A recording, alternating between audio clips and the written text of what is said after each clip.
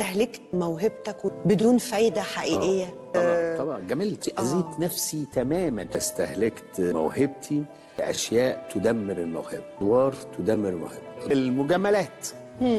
أذيت موهبتي وجاملت بقى، مشيت مع تيار المجاملة فاتخبطت.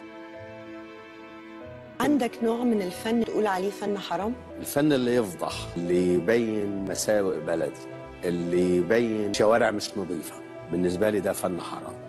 ممكن يبقى في شارع بجد مش نظيف، أحيانا يبقى حقيقة، ممكن يبقى في منطقة فعلا شكلها وحش. عبر عنها بشكل آخر، ما طلعهاش زي ما هي. الفن مش مرآة الواقع. زمان كانوا بيصوروا لنا كل الحاجات. كان في شوارع وحشة وكان فيها زبالة أكيد. السينما كانت بتقدم أجمل شيء في البلد. أي تشوهات عن تاريخي وعن أبنائي عن وطني ده فن حرام.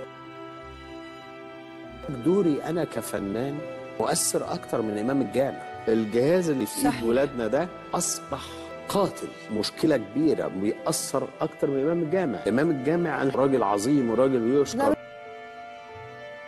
ابني بيروح يصلي الجمعة بيرجع، فهمت إيه يا ابني من هناك؟ قال لي ما هو قال يا جماعة صلوا. قلت له طب ما أنت كنت عنده بتصلي. قلت له ما أنت رحت تصلي، أنا عايزه يربيه. ما هو راح صلى خلاص. كلمني في إيه؟ كلمني في انتماء لأبويا، لأمي، لأسرتي، في انتماء لأولادي. كلمني لبلدي، لعلمي، اديني حلم أعيش فيه وامشي وراه، اديني أمل. إنما الممثل بيعمل تأثير غريب جدا. الفنان ده ممكن يبقى جاهل وبيعلم ولاده. طب إيه المصيبة دي بقى؟